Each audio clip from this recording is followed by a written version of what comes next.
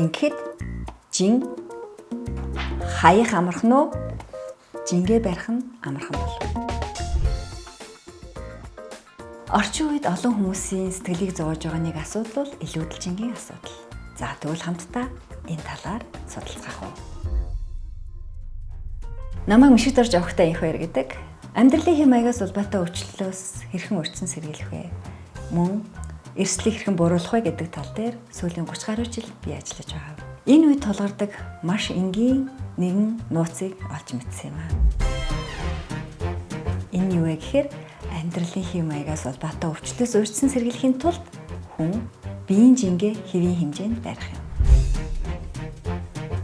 Тэгвэл бүгдээрээ хамтдаа хэрхэн яаж илүүдэл жингээсээ ангижрах вэ? Хэвийн хэмжээнд жингээ удаан хугацаагаар барих вэ гэдэг тал дээр Tomia Skills-ийн мастер хичээлээр судалцгаая. Та хамтдаа судлахад бэлэн үү?